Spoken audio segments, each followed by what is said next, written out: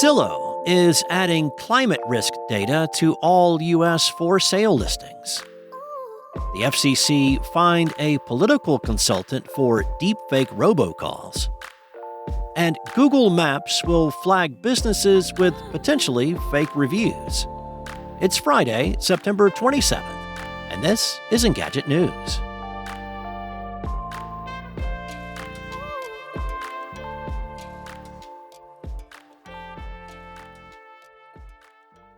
As extreme weather events become ever more common, climate risks are playing a role in many people's long-term decision-making.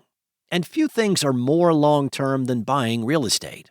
In response, Zillow has announced a new partnership to bring climate risk information to its for-sale listings. Property listing pages in the U.S. will include data about flood, wildfire, wind, heat, and air quality risks at that location. This section will also list any climate-related insurance requirements for that property. The information is being provided by First Street, a specialist in climate risk financial modeling.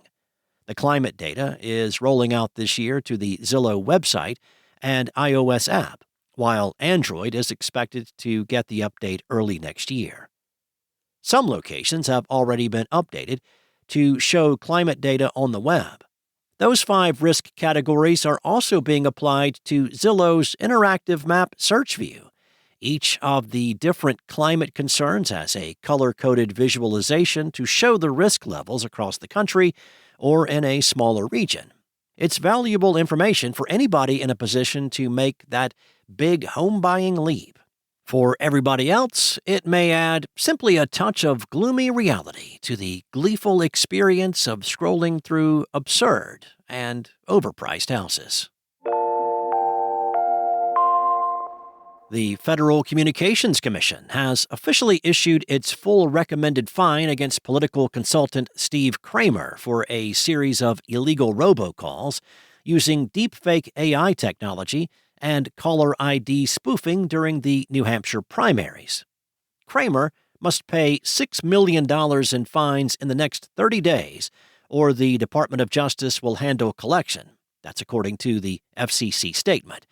Kramer violated the Truth in Caller ID Act, passed in 2009, that prohibits anyone from knowingly transmitting misleading or inaccurate caller identification information with the intent to defraud, cause harm, or wrongfully obtain anything of value.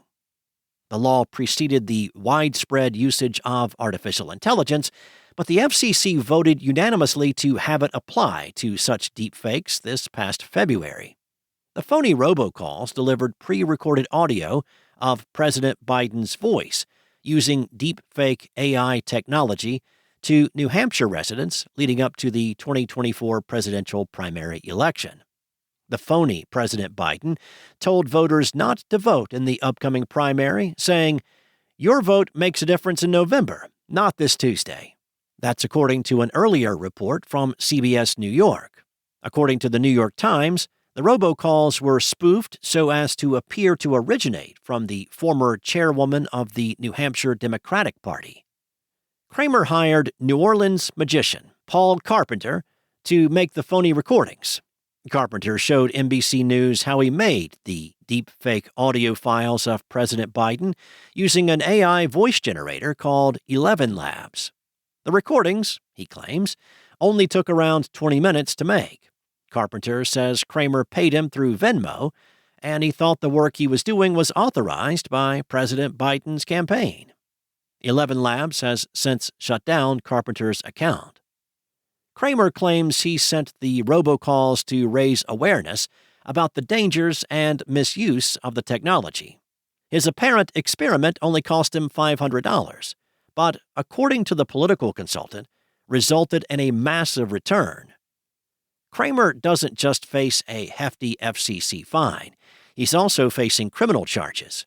New Hampshire's Attorney General announced last May that Kramer received 13 felony counts of voter suppression and 13 misdemeanor counts of impersonation of a candidate.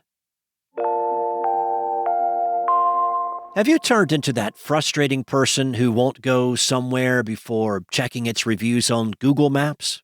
But you also get suspicious when the reviews are too good? Well, Google is making it easier to spot fake reviews.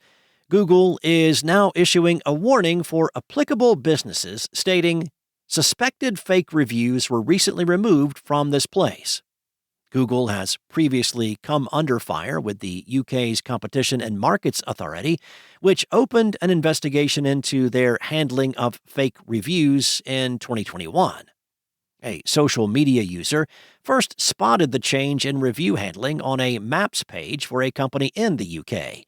Google has yet to confirm the feature or where it will be available, but Search Engine Roundtable reports Google recently updated its relevant support page to apply globally. Google outlines possible restrictions that can be placed on businesses violating its fake engagement policy. One point is that the business profile will display a warning to let consumers know that fake reviews were removed. Other temporary restrictions include not receiving new ratings or reviews or having existing ones unpublished. If any of these actions occur, business owners will receive an email from Google and can appeal the decision. While fake reviews can come from businesses in an attempt to boost their ratings, they can also derive from people hoping to tank them. If a business reports these fake reviews, it's unclear whether the same warning will come up. Thanks for listening. There's more to these stories and additional articles at Engadget.com. This episode featured journalism from Anna Washenko, Danny Gallagher, and Sarah Fielding, and was voiced and produced from the sound studios of Spoken Layer. Enjoy your weekend, and I'll be back on Monday with more tech news from Engadget.